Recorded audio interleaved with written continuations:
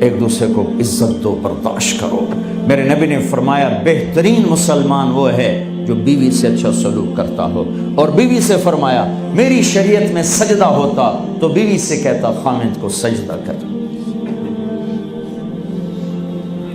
بہترین صدقہ اولاد کی تربیت ہے۔ پورا گھر میرے نبی نے نقشہ، ہر ایک کی قیمت بتائی۔ ماں تیرے قدموں تلے جنت، کہ کاش میری ماں زندہ ہوتی، تم دیکھتے میں کیا کرتا، میں عشاء کی نماز کے مصلی پر ہوتا، میں سورۃ فاتحہ پڑھ رہا ہوتا، ادھر سے آواز آتی میری ماں کی محمد، تو میں نماز توڑ کے کہتا لبیک اماں جان۔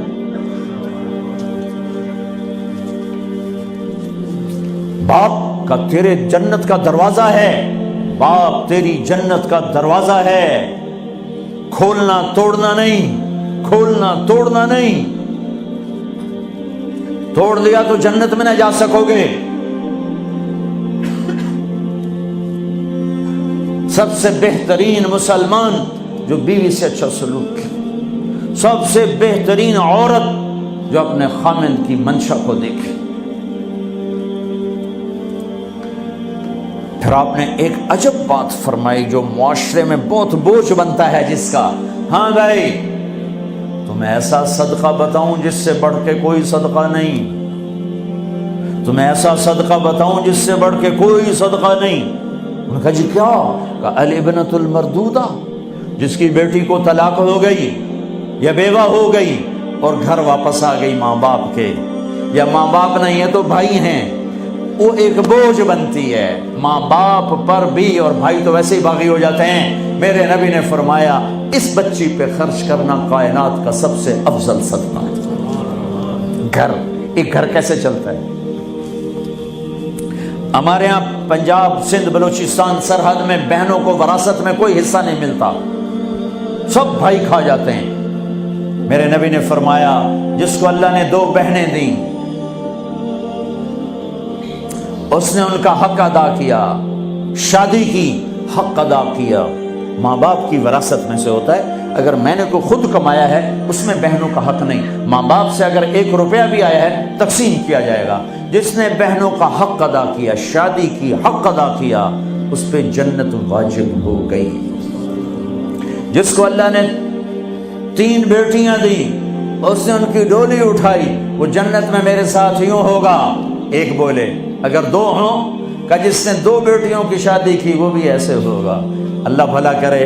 ایک صحابی کا کہ جس کی 1 ہو، کہ جس کی 1 ہے، اگر اس نے اس کو عزت سے رخصت کیا تو وہ بھی میرے ساتھ ایسے ہی ہوگا۔ پھر کئی بچیوں کو طلاق پڑی ہے کہ اس کو بیٹا نہیں ہوتا۔ یہاں آنے سے پہلے کا واقعہ، پنڈی سے بچی رو رو برا حال اس کا، میں تو فون سنتا ہی نہیں ہوں ایسے کہ میرا تو کلیجہ پھٹ گیا ہے۔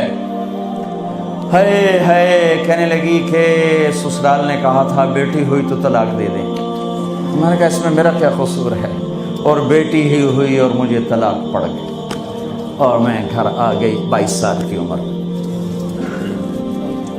بیٹی دینے والا اللہ اور ظلم کرنے والا سسرال۔ میرے نبی کو اللہ نے بیٹے دے کے اٹھا لیے، قاسم اٹھا لیے، عبداللہ اٹھا لیے، ابراہیم اٹھا لیے، 4 بیٹیاں دی، 3 زندگی میں اٹھا لی، زینب، ام کلثوم، رقیہ، تینوں آنکھوں کے سامنے چلی گئیں۔ فاطمہ سے نسل چلی، آپ نے فرمایا لوگوں کی نسل بیٹے سے چلتی ہے، میری نسل میری بیٹی فاطمہ سے چلی۔ اس لعنت کو دھویا۔ عورت کا کیا قصور ہے اگر اس بیچاری کو بچیاں ہو رہی؟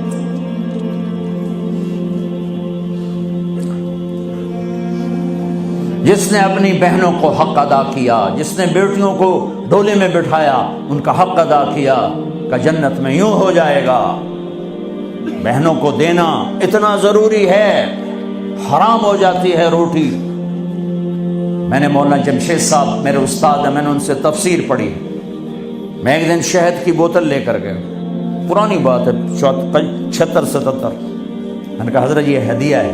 فرمایا کہاں سے لائے ہو؟ میں نے کہا میرے اپنے باپ کا ہے۔ فرمایا تیرے باپ نے اپنی بہنوں کو، تیرے باپ نے اپنی بہن یعنی میری پھوپھیوں کو، تیرے باپ نے اپنی بہنوں کو زمین میں سے حصہ دیا تھا؟ یہ سوال کیوں کیا؟ 10 روپے کی شہد کی بوتل تھی اس وقت، کہ اگر دیا تھا تو یہ میں لے لوں گا، اگر نہیں دیا تو پھر یہ حرام ہے، میں نہیں لوں گا، یہ مطلب